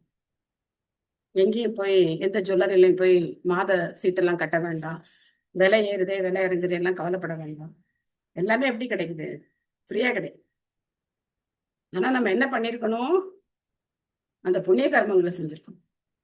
அப்படி இருக்கும்போது இந்த 6 ஐஸ்வர்யங்களும் பூர்ணமா இருக்கக்கூடிய பகவான் எதுக்காக இந்த பௌதிக உலகத்துக்கு வரணும்? இதைத்தான் இந்த பிராமணர் நினைச்சார். ஸ்ரீரங்கத்து பிராமணர் இதைத்தான் நினைச்சார். அதனாலதான் சைத்தன்ய மகாபிரபு சொன்னார், உனக்கு தான் பகவத்கீதை புரிஞ்சிருக்குன்னு. இப்ப ஏற்பட்ட பகவான், என்னுடைய பகவான் பேர்பட்டவர், இந்த 6 ஐஸ்வர்யங்களும் பூரணமா இருக்கக்கூடியவர் பரமபுருஷ பகவான் இங்க வந்து இது பேர் ஓட்டுறாரே இந்த அர்ஜுனனுக்கு அப்படின்னு சொல்லி அவரால் அது தாங்கவே முடியல. அதனாலதான் அவருக்கு அப்படி அந்த பகவானுடைய அந்த பிக்சர் பார்த்தோன்னா அவருக்கு அப்படியே தாரதாரியா கண்ணீர் வருது. சோ அதனால பகவானுடைய லீலைகள் அப்படிங்கிறது திவ்யமானது. சோ இங்க முக்கியமான ஒரு விஷயம் என்ன சொல்றார், சில சமயங்களில் பிரம்மா விஷ்ணு பிரிக்கப்பட்ட ஒரு பகுதியாக இருக்கிறார், மற்றும் சில சமயங்களில் விஷ்ணுவே பிரம்மாவாக இருக்கிறார். இதுக்கு என்ன அர்த்தம் அப்படின்னாக்க, பிரம்மாவுடைய பதவிக்கு சரியான தகுதியான ஒரு ஜீவராசி கிடைக்காத போது பகவானே என்ன பண்ற, அந்த பிரம்மாவோட பதவியும் அவரே ஏத்துக்கிறார். எப்படி தன்னுடைய விதிவங்கமா சிவனா இருக்காரோ அப்போ பிரம்மாவோட பதவியும் அவரே ஏத்துக்கிறார். அதனால சில சமயங்கள்ல பகவானே பிரம்மாவாவும் இருக்கார். சோ அதனால பகவானுடைய அதிகாரம் இல்லாம இந்த உலகத்துல எந்த செயல்களும் நடைபெறாது. கிம் அப்சரோ நாகான் சர்பான் கிம் புருஷான் நரான் மாத்ரு ரக்ஷ பிசாசாம்ச்ச பிரேத பூத விநாயகான் கூஷ்மான் ஓன்மாத வேதானான் யாதுதானான் கிரகான் அபி கஹான் மிருகான் பசூன் வக்ஷான் விருக்ஷான் ப்ரீன் நிருப சரீஷ்ருபான் த்விவினா சதுர்விதா ஏன்யே ஜலஸ்தல நௌபகசக குஷலா குஷலா மிஸ்ராக கர்மணாம் கதயஸ்து இமாக. ராஜனே, அனைத்து ஜீவராசிகளும் அவர்களின் கடந்த கால கர்மங்களுக்கேற்ப பரமபுருஷராலேயே படைக்கப்படுகின்றனர் என்பதை என்னிடமிருந்து அறிவாயாக. இது பின்வரும் ஜீவராசிகளையும் உள்ளடக்கியதாகும். பிரம்மா மற்றும் தக்ஷனை போன்ற அவரது மகன்கள், குறித்த காலத்தில் அவ்வப்பொழுது தோன்றும் வைவஸ்வத்த மனுவை போன்றவர்கள், இந்திரன், சந்திரன் மற்றும் வருணனை போன்ற தேவர்கள், பிருகு, வியாசர் மற்றும் வசிஷ்டரை போன்ற பெருமுனிவர்கள், பித்ருலோக மற்றும் சித்தலோக வாசிகள், சாரணர்கள், கந்தர்வர்கள், வித்யாதரர்கள், அசுரர்கள், யக்ஷர்கள், கிண்ணறர்கள் மற்றும் தேவதைகள், பாம்பினங்கள், குரங்கு வடிவ கிம்புருஷர்கள், மனிதர்கள், மாத்ருலோக வாசிகள், ராட்சசர்கள், பிசாசுகள், பேய்கள், ஆவிகள், பைத்தியக்காரர்கள் மற்றும் துர்தேவதைகள், நல்ல மற்றும் துர்நட்சத்திரங்கள், வேதாளங்கள், காட்டு மிருகங்கள், பறவைகள், வீட்டு மிருகங்கள், ஊர்வன, மலைகள், அசையும் மற்றும் அசையாது நிற்கும் ஜீவராசிகள், கருவிலிருந்தும் முட்டையிலிருந்தும் இயற்கையிலிருந்தும் விந்துவிலிருந்தும் பிறக்கும் ஜீவராசிகள், மேலும் நீரிலோ நிலத்திலோ அல்லது ஆகாயத்திலோ மற்றும் இன்பத்திலோ துன்பத்திலோ அல்லது அவற்றின் கலப்படத்திலோ வாழும் மற்றெல்லா ஜீவராசிகள், இவர்கள் அனைவரும் அவர்களின் கடந்த கால கர்மங்களுக்கேற்ப பரமபுருஷரால் படைக்கப்படுகின்றனர். இந்த ஜீவராசிகள் எல்லாருக்குமே என்ன இருக்கு, கண்ணு, காது, மூக்கு, வாய் இல்லையா, ஒவ்வொருத்தருக்கும் இருக்கு இல்லையா. அவங்களுடைய கர்மத்துக்கு ஏற்றபடி உடல்கள் மாறுபடுத்தே தவிர இந்த கர்மேந்திரியங்கள், ஞானேந்திரியங்கள், அப்புறம் இந்த உணர்வுகள், சிலருக்கு வந்து விருத்தி அடைந்த உணர்வு இருக்கு, சிலருடைய உணர்வு விருத்தி அடையாம இருக்கு. சோ இந்த மாதிரி எல்லாம் இப்ப பேய் பிசாசுகள் கூட கடந்த கால அப்படின்னாக்க அவங்க பேயா இருந்து என்ன பண்ணிருக்க மாட்டாங்க, விடுபட்டு இருக்க மாட்டாங்க. அந்த பேய் இருந்து அவங்க வந்து விடுபட்டு இருக்க மாட்டாங்க. அதுக்குள்ள பிரளயம் வந்து என்ன ஆயிருக்கும், முடிஞ்சு போயிருக்கு. அதனால இன்னொரு படைப்பு தொடங்கும் போது திரும்ப அவங்க பேயாத்தான் வரணும். எங்க விட்டோமோ அங்கதான் ஆரம்பிக்கும். சோ அதனால கர்மாணி நிர்தஹதி கிந்து ச பக்தி பாஜாம் யஸ்வகிந்திர கோபமதவேந்திர மகோஸ்வ கர்மா மந்தானுரூபம் ஃபலபாஜனமாதனோதி கர்மாணி நிர்தஹதி கிந்து ச பக்தி பாஜாம் கோவிந்தமாதி புருஷம் தமஹம் பஜாம். எஸ்வ இந்திர கோபம் அப்படின்னா கண்ணுக்கு தெரியாத ஒரு சின்ன பூச்சி, இந்திர கோபம் அப்படிங்கிற சின்ன கிருமி. அதுல இருந்து இந்திரன் வரைக்கும் எல்லாருமே வந்தான ரூபம் பலபாஜனமாத நூதி, எல்லாருமே போட்டு கட்டி வச்சிருக்கு. என்னது, கர்ம வினை. எல்லாருக்கும் கர்ம வினை இருக்கு. ஆனா கர்மானி நிர்தஹதி, அந்த கர்மாவை எரிச்சு பொசுக்க கூடிய சக்தி எதுக்கு இருக்கு, பக்தி பாஜாம். கிந்துச்ச கொஞ்சம் பக்தி பண்ணா கூட போதுமா, கிந்துச்ச பக்தி பாஜாம் அப்படின்னு சொல்றாங்க. அதேதான் பகவத்கீதை 2:40 சொல்றாரு. நேஹா விக்ரமநாசோஸ்தி பிரத்யவாயோ ந வித்யதே சல்பம் அபியஸ்ய தர்மஸ்ய திராயதே மகதோ பயாத் அப்படின்னு. கொஞ்சம் பக்தி பண்ணா கூட போதும் அப்படின்னு சொல்றேன். சோ ஆக மொத்தம் இந்த மாதிரி பலவிதமான ஜீவராசிகள் பலவிதமான உருவங்கள்ல இந்த 14 லோகங்கள் முழுக்க என்ன பண்றாங்க, இப்போ நிரப்பப்படுகிறார்கள். இல்ல பண்ணியாச்சு இல்லையா? அவங்கவுங்க கோட்டாப்படி எங்கெங்க புக் பண்ணியிருந்தாங்களோ, ஏசியா, டீலக்ஸா, 5 ஸ்டார் ஹோட்டலா, இல்லைன்னா குடிசையா, என்னென்ன யார் யாருக்கு அகாமடேஷன் போடணுமோ போட்டு பிரபஞ்சத்தை இப்ப என்ன பண்ணியாச்சு, ஃபுல்லா ஃபில்லப் பண்ணியாச்சு. சுந்தரி மாதாஜி படிக்கிறீங்களா?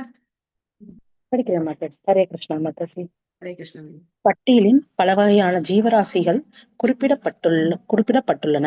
பிரபஞ்சத்தின் மிக உயர்ந்த கிரகத்திலிருந்து மிக தாழ்ந்த கிரகம் வரையில் உள்ள ஜீவராசிகள் அனைவரும் சர்வ வல்லமை பொருந்திய தந்தையான விஷ்ணுவாலேயே படைக்கப்படுகின்றார். ஆகவே ஒருவரும் சுதந்திரமானவர் அல்ல. அனைத்து ஜீவராசிகளும் தமது குழந்தைகளே என்று பகவத்கீதையில் 16.4 பின்வருமாறு பதத்தில் பகவான் கூறுகின்றார். சர்வ யோனிஷ்ய கௌந்தேயோ மூர்த்தயः சம்பவந்தி யாக தாஷாம் பிரம்ம மஹித் யோனிர் அகம்பீஜ்ய பிரதஹ பிதா. ஜட இயற்கை தாய்க்கு ஒப்பிடப்படுகின்றது. அனைத்து ஜீவராசிகளும் தாயினுடைய உடலிலிருந்து வெளிவருவதாக காணப்பட்டாலும் அத்தகைய பிறப்பிற்கு தாயே முடிவானவள் காரணம் என்பது உண்மையாகாது. தந்தையே பிறப்பிற்கு முடிவான காரணமாவார். தந்தையினுடைய விந்து இல்லாமல் எந்த ஒரு தாயாலும் குழந்தையை பெற்றிருக்க முடியாது. எனவே எண்ணற்ற பிரபஞ்சங்களில் உள்ள ஜீவராசிகள் அனைத்தும் முழுமுதற் கடவுளான சர்வ வல்லமை பொருந்திய தந்தையினுடைய விந்துவில் இருந்தே பிறந்தவையே. அறிவு பற்றாக்குறையாக உள்ள மனிதர்களுக்கு மட்டுமே அவை ஜட இயற்கையிலிருந்து பிறப்பதாக காணப்படுகின்றது. பரமபுருஷனுடைய ஜட சக்திக்கு கீழ்ப்பணிந்து இருப்பதால் பிரம்மா முதற்கொண்டு அற்ப எறும்பு வரையிலும் எல்லா ஜீவராசிகளும் அவற்றில் கடந்த காலம் கருமங்களுக்கேற்ப வெவ்வேறு உடல்களை பிறவி எடுக்கின்றன. பகவான் சக்திகளில் ஜட இயற்கை ஒன்றாகும். பகவத்கீதையில் 7.4 உயர்ந்த ஜட இயற்கையை சேர்ந்த ஜீவராசிகளோடு ஒப்பிடப்படும் பொழுது ஜட இயற்கை தாழ்ந்ததாக உள்ளது. பகவானுடைய உயர்ந்த இயற்கையும் தாழ்ந்த இயற்கையும் இணைந்து பிரபஞ்ச இயக்கங்களை தோற்றுவிக்கின்றன. ஜீவராசிகளில் சில வாழ்வினுடைய சிறந்த சூழ்நிலைகளுக்கேற்ப மகிழ்ச்சியாகவும் மற்றவை வாழ்வில் துன்பப்பட்ட நிலையும் உள்ளன. ஆனால் உண்மையில் அவற்றில் எதுவும் பந்தப்படுத்தும் ஜட வாழ்வினுடைய உண்மையான மகிழ்ச்சியை அனுபவிக்கவில்லை. ஒருவன் முதல் வகுப்பு கைதியாகவும் மற்றொருவன் 3ஆம் வகுப்பு கைதியாகவும் இருந்தாலும் சிறை வாழ்வு ஒருவராலும் சந்தோஷமாக வாழ முடியாது. புத்திசாலி ஒருவன் 3ஆம் வகுப்பு சிறையில் வாழ்ந்திருந்தும் முதல் வகுப்பு சிறை வாழ்வுக்கு உயர முயலக்கூடாது. சிறையிலிருந்து முழுமையாக தன்னை விடுவித்துக் கொள்ள முயல வேண்டும். ஒருவன் முதல் வகுப்பு கைதியாக உயர்த்தப்படக்கூடும். ஆனால் அதே முதல் வகுப்பு கைதி அடுத்த பிறவியில் மீண்டும் 3ஆம் வகுப்பு கைதியாக இழிவடைகின்றான். சிறை வாழ்விலிருந்து விடுபட பரமபதத்தை அல்லது பகவானை சென்று அடைய ஒருவன் முயல வேண்டும். இதுவே எல்லா வகையான ஜீவராசிகளுக்கும் உரிய உண்மையான இலக்காகும். ஹரே கிருஷ்ணா மாதாஜி. நன்றி மாதாஜி. நன்றி மாதாஜி. சோ இந்த பிறப்பு அப்படிங்கறதே இன்னும் விஞ்ஞானிகளால என்ன பண்ண முடியல, கண்டுபிடிக்க முடியல. அவங்க ஜடத்திலேருந்து உயிர் தோன்றுறது அப்படின்னு நினைக்கிறாங்க. நம்ம நேத்து கூட போன கிளாஸ்ல கூட டிஸ்கஸ் பண்ணோம் இல்லையா? 6வது மாசத்துக்கு அப்புறம் தான் அந்த கருவுக்கு உயிர் வருது. அது வரைக்கும் அது சதை பிண்டாரு தான், அதனால கருச்சிதைவு பண்ணலாம், தப்பு கிடையாது அப்படின்னு சொல்றாங்க. உண்மையிலேயே அந்த தந்தையினுடைய அந்த இதுல என்ன இருக்கு, ஆத்மா இருக்கு. இந்த ஆத்மா இருக்கிறதுனாலதான் தாயுடைய முட்டையோட சேர்ந்து அந்த ஆத்மா அங்க வளர ஆரம்பிக்கும். வளர்ச்சி இருக்கிற இடத்துல கண்டிப்பா என்ன இருக்கும், இந்த உயிர் இல்லாம வளர்ச்சி அப்படிங்கிறது, ஆத்மா இல்லாம வளர்ச்சி அப்படிங்கிறது அங்க கிடையாது. இதை நம்ம தெளிவா புரிஞ்சுக்கணும். அப்போ ஒரு தாய் நினைக்கலாம், இல்ல ஒரு பெண் தானா கருவுற முடியுமா அப்படின்னா கண்டிப்பா முடியாது. எந்த ஜீவராசியா இருந்தாலும் சரி அந்த கலப்பு இருக்கணும் இல்லையா? ஆண் பெண் இணைந்தாதான் ஒரு ஜீவராசி அங்க உருவாக முடியும். அதே மாதிரி இந்த பிரகிருதி ஜட இயற்கை அப்படிங்கிறது தானாவே ஜீவராசிகளை உற்பத்தி செய்தது கிடையாது. இந்த பிரபுபாதர் வந்து இந்த ஸ்லோகத்தை நமக்கு கொடுத்திருக்கார். சர்வ யோனிஷு கௌந்தேய மூர்த்தய சம்பவந்திய தாசம் பிரம்ம மகத் யோனீர் அகம் பீஜ பிரதாபிதா. இப்போ உங்களுக்கு ஓரளவுக்கு இந்த பிரம்மாண்டம் பத்தி ஒரு ஐடியா வந்திருக்கும் இல்லையா? நம்ம இந்த ஹிரண்யமய அண்டம் அப்படிதான் நம்ம வந்து பார்த்தோம். சோ இந்த பிரம்மாண்டத்துல பகவான் தான் என்ன பண்றார்? ஆத்மாக்குள்ள விதைக்கிறார். சர்வ யோனிஷு கௌந்தே, யோனின்னா பிறப்பிடம், எல்லாத்துக்கும் பிறப்பிடம் வந்து நான் தான். பிதா அப்படின்னா தந்தை இல்லையா? அகம் பீஜ பிரதாபிதா, பீஜம் அப்படின்னா விதை. அந்த விதையளிக்கும் தந்தை நான் தான். எல்லா ஜீவராசிகளுக்கும் விதையளிக்கும் தந்தை நான் தான் அப்படின்னு சொல்றேன். சோ மனித பிறவிக்கு நம்ம வந்திருக்கும் பொழுது நாம என்ன பண்ணணும் அப்படின்னா, இந்த ஜட சிறையில இருந்து நம்ம விடுபடுறதுக்கான முயற்சியை எடுக்கணும். ஓகே, இங்க வந்து 3 கம்பேரிசன் கொடுக்குற. First class jail, second class jail, third class jail. இது என்ன யாருக்காவது புரியுதா? முதல் வகுப்பு கைதி, 2ஆம் வகுப்பு கைதி, 3ஆம் வகுப்பு கைதி அப்படின்னா என்ன? இந்த பௌதிக சுகங்கள் மாதாஜி பௌதிக இருக்கிறது அப்படின்னு. மாதாஜி பௌதிகத்துல ஏழை பணக்காரன் அந்த டிஃபரன்ஸ் தான் மாதாஜி. ஓகே, ஒரு ஆன்சர் உடல் அழகு, அப்புறம் உடல் அழகு, செல்வம், படிப்பு. ஓகே சரி. மாதாஜி இப்போ நம்ம பக்தியில இல்லாம இருக்கிறது, அதுக்கப்புறம் கொஞ்சம் ஃபர்ஸ்ட் ஸ்டேஜ் வர்றது, அதுக்கப்புறம் ஃபுல்லா பகவான் தான் அப்படின்னு சரணடைகிறது. சரி பரவாயில்ல, இருக்கட்டும். பிராமணர்கள் கர்மாவின் 4 ஸ்டேஜா பிரிவு, மாதாஜி 4 பிரிவு. ஒருத்தரும் முதல் நிலை கர்மாவின் ஸ்டேஜா மாதாஜி, முதல் நிலையில கொஞ்சம் பண்ணிருப்பான் அந்த மாதிரியா மாதாஜி? 4 பிரிவுகள். பிராமணர்கள் ஆஹா, தேவர் 3 விதமான குணங்கள் மாதாஜி. ஒரு தேவர்களா இருந்தாலும், தேவர்கள் பிரம்ம இதுல எந்த இதுல ஸ்டேஜ்ல இருந்தாலுமே அவங்க வந்து சிறைக்குள்ள இருக்கிற மாதிரி தான் அர்த்தம். கண்மணி அதாவது மாதாஜி, ஓரளவுக்கு ஆன்மீக நெருங்கிட்டீங்க. வாழ்க்கைக்கு வரணும். தேவர்களா இருந்தாலும் ஆன்மீக வாழ்க்கைக்கு வரணும். ஆக்சுவலா சொல்லணும் அப்படின்னா ஃபர்ஸ்ட் கிளாஸ் அப்படிங்கிறது சொர்க்கலோகம். சொர்க்கலோகத்தை அப்பா சொர்க்கம் மாதிரி இருக்குப்பா அப்படின்னு சொல்லும் இல்லையா? சொர்க்கலோகத்தை அடையணும்னு ஆசைப்படுறது கூட என்னதான்? சிறைச்சாலை தான். அங்க யாரு இருக்காங்க? தேவர்கள். சொர்க்கலோகத்துல இருக்கிற தேவர்கள் எல்லாம் சோமபானம் சுராபானம் எல்லாம் அருந்தி அவங்களும் வந்து நந்தன கானன அந்த தோட்டங்கள்ல ரொம்ப உல்லாசமா பெண்களோட எல்லாம் அவங்க இருக்காங்க. சோ அங்க காமம் வந்து வேற மாதிரி, இங்க இருக்கிற காமம் மாதிரி கிடையாது, வேற மாதிரி அப்படின்னு சொல்லப்படுது. சோ அந்த சுகத்தை அனுபவிக்கணும் அப்படின்னு நினைச்சு அங்க போறோம்னு ஆசைப்படுறது ஃபர்ஸ்ட் கிளாஸ்க்கு ஆசைப்படுற மாதிரி. சோ அதை விட பிரம்மலோகத்துக்கு ஏற்றம் பெற்ற இன்னும் நல்லா இருக்கும் அப்படின்னு நினைக்கிறது. ஆக இந்த 17-14 லோகத்துல நம்ம ஏற்கனவே சொன்னோம் இல்லையா, அகாமடேஷன். எனக்கு வந்து டீலக்ஸ் வேணும், ரூம் வேணும், நான் அங்க போய் ரொம்ப சௌகரியமா இருக்கணும் அப்படின்னு நினைக்கிறது, இல்ல குப்பத்தொட்டியில போய் புழுவா கிடக்கிறது, எல்லாமே ஜட உலகம் தான். சோ இன்னைக்கு தேவரா இருக்கலாம், ஆனா பக்தி கண்ணன். ஆமா, பிரம்ம புவனாலோக புனராவர்த்தி. சோ அதனால நீ திரும்ப என்ன பண்ணணும்? இந்த பௌதிக உலகத்துல திரும்ப தேர்ட் கிளாஸ்க்கு நீ போக வேண்டியிருக்கலாம். நீ ஃபர்ஸ்ட் கிளாஸ்ல இருந்திருக்கலாம், ஆனா திரும்ப நீ வந்து அடுத்த பிறவில தேர்ட் கிளாஸ் போக வேண்டியிருக்கலாம். ஆக இந்த 17-14 உலகங்களை பத்தி தான் பிரபுபாதர் இங்க வந்து சிறைச்சாலை, இதுல ஃபர்ஸ்ட் கிளாஸ் இருக்கு, செகண்ட் கிளாஸ் இருக்கு, தேர்ட் கிளாஸ் இருக்கு அப்படின்னு சொல்றேன். இல்ல அங்க வந்து சங்கிலி வந்து இரும்புல போட்டிருக்க மாட்டாங்க, தங்கத்துல போட்டிருப்பாங்க. அந்த ஜெயில வந்து தங்க சங்கிலி போட்டிருப்பாங்க கைக்கு. விலங்கு தானேப்பா, தங்கத்துல போட்டதுனால உனக்கு என்ன கிரீடம் வந்துருச்சா? தங்கத்துல போட்டா நீ என்ன அதுல இருந்து விடுபட முடியுமா? கிடையாது. சோ அதனால நாம எங்க இருந்தாலும் சரி, இந்த பௌதிக உலகத்திலேயே மாதாஜி சொன்னாங்க, பணக்காரங்களா இருக்கிறது, ஏழையா இருக்கிறது அப்படின்னு சொன்னாங்க. சோ இது கொஞ்சம் விரிவடைஞ்சு சொர்க்கத்துக்கு போறது, இல்ல பிரம்மலோகத்துக்கு போறது, அப்படி எப்படி பார்த்தாலும் சரி இது வந்து சிறைச்சாலை தான். அதனால மனித பிறவியில இருக்கிற ஒருத்தர் எப்படி நாம இந்த ஜட சிறையில இருந்து விடுபடலாம் அப்படின்னு நாம முயற்சி பண்ணணும். சோ அந்த முயற்சி நாம பண்ணிட்டு இருக்கும் போது இந்த முயற்சியில பல பல பல பல பல பல பிரச்சனைகள் நமக்கு வரலாம். இந்த பிரச்சனை தான் வரும், இந்த பிரச்சனை வராதுன்னு தான் சொல்ல முடியும். என்ன மாதிரி பிரச்சனை வேணா நமக்கு வரணும். எத்தனை இடி விழுந்தாலும் சரி, நம்ம என்ன பண்ணக்கூடாது? ஹரே கிருஷ்ணா ஹரே கிருஷ்ண கிருஷ்ண கிருஷ்ண ஹரே ஹரே, ஹரே ராம ராம ராம ஹரே ஹரே, இது மாறவே கூடாது. விட்டுட்டு போகணும்னு மட்டும் நினைக்கூடாது. என்ன பண்ணணும்? பகவானே, என்னுடைய கர்மானால நான் இன்னும் எத்தனையோ அனுபவிக்கணும், ஆனா நீங்க கருணையோட என்ன பண்ணிட்டீங்க, எனக்கு குறைச்சு கொடுத்துட்டீங்க. இதை விட நான் அனுபவிக்க வேண்டியது பல மடங்கு இருக்கு. உங்களுடைய கருணையினால நீங்க எனக்கு குறைச்சு கொடுத்துருக்கீங்க. ரொம்ப நன்றி. ஹரே கிருஷ்ணா ஹரே கிருஷ்ணா கிருஷ்ண கிருஷ்ணா ஹரே ஹரே, ஹரே ராம ராம ராம. இதை கண்டினியூ பண்ணிட்டே இருக்கும். எல்லாமே பகவானுடைய கருணையா ஏத்துக்கிறதுக்கு நமக்கு தெரியணும். ஏன் எனக்கு இந்த மாதிரி நடக்குது? கேள்வி வரலாம், தப்பு கிடையாது. கேள்வி வரும்போது அழலாம், சிரிக்கலாம், எல்லாம் பண்ணி. ஆனா பக்தி பாதையிலேருந்து நம்ம என்ன பண்ணக்கூடாது? விலகி போகக்கூடாது. ஏன்னா பக்தி பாதை ரொம்ப எளிமையானதுதான். ஆனா நம்ம பண்ண கர்ம வினைகள்னால நாம என்ன பண்ணணும்? எல்லாத்தையும் அனுபவிச்சுட்டு தானே பகவான்கிட்ட போக முடியும். தூய்மை அடைந்தாதான் பகவான்கிட்ட போக முடியும் இல்லையா? தூய்மைப்படுத்துறதுக்கு பகவான் என்ன பண்ணுவார்? அப்பப்போ சூழ்நிலைகளை நமக்கு கொடுத்துட்டு தான் இருப்பார். ஓகே, அக்ஷய திருத்திகை இன்னைக்கு ரொம்ப சந்தோஷமா இருக்கு. உங்க எல்லாரோடையும் சேர்ந்து பாகவதம் படிச்சது. உங்களுக்கு ஏதாவது கேள்விகள், கருத்துக்கள் ஏதாவது இருக்கா?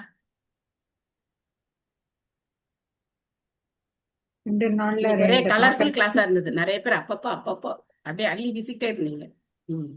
ஓகே, என்ன சொல்ற மாதாஜி, சிறைச்சாலைங்கிறது எங்க இருந்தாலும் சொர்க்கமா இருந்தாலும் எல்லாமே சிறைச்சாலை தான். பகவான் கிட்ட போற கோலோகம் ஒண்டிதான் நமக்கு ஆமா, வைகுண்டத்துல பிரதானம் சொல்றல்ல மாதாஜி. வைகுண்டம் ஃபர்ஸ்ட் சொர்க்கம் சொன்னேன், செகண்ட் பிரம்மலோகம் சொன்னேன், மூணாவது ஃபர்ஸ்ட் பிரம்மலோகம் வச்சுக்கோங்க. சும்மா ஒரு ஓகே எக்ஸாம்பிளுக்கு புரியறதுக்கோசரம். பிரம்மலோகம்னா டக்குன்னு யாருக்கும் புரியாது. சொர்க்கம்னா எல்லாருக்கும் தெரியும் இல்லையா? சொர்க்கம்ங்கிற வார்த்தை நம்ம எல்லாருமே அட்ராக்ட் பண்ண, நம்மள அட்ராக்ட் பண்ற வார்த்தை சொர்க்கம்ங்கிற வார்த்தை. அதுக்காக அப்படியே லிட்டரலா எடுத்துக்காதீங்க. பிரம்மலோகம் தான் இந்த 14 லோகங்களே டாப் மோஸ்ட் பிரம்மலோகம் தான். சொர்க்கலோகம் இங்க இருந்து 3வது ஸ்டாப் தான் மாத்தாச்சு. எல்லாரும் முன்னால சொல்லுவாள், அவ கட்டாயமா ஒரு சொர்க்கத்துக்கு தான் போயிருப்பாரு, இவள் நல்லா பண்ணிருக்காரு. அப்பெல்லாம் இந்த கோலோகமும் பிரம்மலோகம் யாருக்கும் தெரியாது. அவர் சொர்க்கத்துக்கு தான் போவா. முக்தி நமக்கு இப்பதான் முக்தி பத்தி தெரியும். முன்னாடி நம்ம எல்லாரும் நீங்க சொர்க்கத்துக்கு தான் போவீங்க. வைகுண்ட பிராப்தி சொல்லுவாங்க. நிறைய பேர் சொர்க்கலோக பதவி அடைந்தார் சொல்லுவாங்க. வைகுண்ட பிராப்தி நிறைய பேர் வைஷ்ணவர்களா இருந்தா வைகுண்ட பிராப்தி அடைந்தார் அப்படின்னா சொல்லுவாங்க. பட் அதான் நமக்கு தெரியாது. தெரியாது அது அர்த்தம் என்னன்னு நமக்கு தெரியாது. சரி, செத்து போனாங்க போயிடலாம் போல இருக்கு அப்படின்னு நினைச்சுப்போம் இல்லையா? அப்படிலாம் போக முடியாது. கர்மாங்கிறது எப்பவும் மாறல. அடுத்த இந்த பிரளயம் அடுத்த படைப்பு வரும்போது கூட இது மாறாம அப்படியே இருக்கு. இந்த பேலன்ஸ் அப்படியே இருக்கு இல்லையா? அதை மாத்தவே முடியாது அப்படிங்கிறது நம்ம தெரிஞ்சுக்கணும். பகவத் பக்தினால மட்டும்தான் அதை மாத்த முடியும். எறும்புக்கு கூட கர்மா இருக்குன்னு போட்டிருந்தது இல்ல மாதாஜி? எறும்புக்கு கூட அதனுடைய கர்மா அப்படி. ஆமா இந்திர கோபம்னா கண்ணுக்கே தெரியாத ஒரு பூச்சி. எறும்பு நம்ம கண்ணுக்கு தெரியுமே.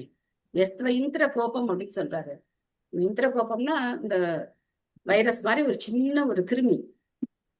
அதுக்குமே கர்மா இருக்கு, எல்லாத்துக்கும் கர்மா இருக்கு மாதாஜி. ஆனா நம்ம விலங்குகளுக்கெல்லாம் கர்மா இல்லைன்னு தானே மாதாஜி படிச்சிருக்கோம், ஞாபகம் எனக்கு.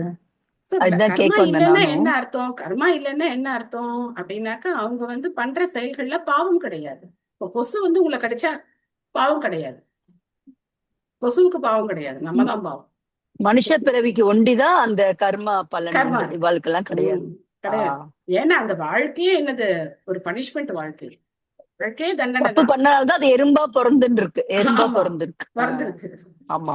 சோ அதோட பாடியே அதுக்கு என்னது? நமக்கும் அப்படித்தான்.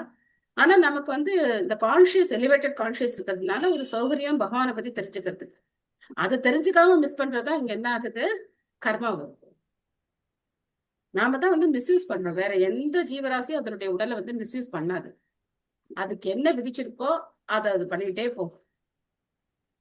அது மிஸ்யூஸ் பண்ணாது. நம்ம தான் நமக்கு என்ன விதிச்சிருக்கோ அதை பண்ணாம மத்த எல்லாத்தையும் பண்ணிட்டு. சுதந்திரம் பகவான் கொடுக்குறாரு நமக்கு. ஆனா நம்ம தப்பான உன்னை எடுத்துன்னு அந்த சுதந்திரத்தை மிஸ்யூஸ் பண்றோம். அடைவதற்கு வழி கொடுக்கிறார், ஆனா நம்ம அந்த பாதையை விட்டு மீறி போறோம். தேங்க்யூ. எல்லாரும் நல்ல பக்தர்களாகி பகவானுடைய சேவையில தொடர்ந்து ஈடுபட்டு நாம என்ன செய்யணும்? வைகுண்ட பிராப்தி அடையணும்னு சொல்லி இந்த அக்ஷய திருத்தியை நன்னால நம்ம பகவான் கிட்ட இந்த செல்வம், பக்திங்கிற செல்வம் எனக்கு நீங்காம இருக்கணும் அப்படின்னு சொல்லிதான் நம்ம பிரார்த்தனை பண்ணணும். நிறைய பேர் தங்கம் வாங்கணும், அதெல்லாம் நல்லதுதான், வாங்கக்கூடாதுன்னு சொல்லல. செழுமையா இருக்கிறதுக்காக அதெல்லாம் பண்ண வேண்டியதுதான். ஆனா நம்ம கேட்க வேண்டிய ஒரே செல்வம் என்ன? பக்திங்கிற செல்வம் எனக்கு எப்பவுமே பக்தி நீங்காம செல்வம். கொடுக்கணும். எந்த சூழ்நிலையிலயும் நான் உங்களை மறக்க கூடாது. எப்பவுமே உங்களுக்கு ஞாபகம் வச்சுக்கணும். Always remember Krishna, never forget Krishna அப்படின்னு சொல்லி கிருஷ்ணா. பிரார்த்தனை பண்ணிப்போம். உங்க blessings Mataji. Hare Krishna Hare Krishna Krishna Hare Krishna Krishna. Hare Hare Hare Rama Hare Hare Rama Rama Hare Rama Rama Rama Rama Rama Rama Hare Hare Hare. Hare. Hare Krishna. Thank Thank you, you all. Mataji. Vancha Hare kalpataru Krishna. Thank you, Kripasindhave Thank you, Vacharantaram Mataji. Bhavanebhyo Thank you, Thank you, Mataji. Mataji. कृपाचिन्देव सपदितानां हरे पावनेभ्यो वैष्णवेभ्यो नमो नमो नमः. नमो Thank you, नमः. माताजी. अनंत कोटि वैष्णव वृंद की हरे जय. कृष्णा. श्री நன்றி प्रभुपाद की जय. மாதாஜி. நன்றி மாதாஜி. டிராவல் பண்ணிட்டே கேக்குறீங்க. Hare Krishna माताजी. Thank you ஹரே माताजी. Krishna. Thank you. Hare Krishna Mataji. Thank you Hare Mataji. Krishna. Thank you. Thank you நன்றி माताजी. மாதாஜி. நன்றி Thank you Mataji. Mataji. Hare Krishna. Hare Krishna. Hare Krishna. Thank you Mataji. Hare Krishna. Hare Krishna. Hare thank you Krishna. Thank you Mataji. Thank you. எந்த கொடுத்துட்றேன். ஹரே கிருஷ்ணா ஹரே கிருஷ்ணா கிருஷ்ண கிருஷ்ண ஹரே ஹரே ஹரே ராம் ராம் ராம் ராம் ஹரே ஹரே.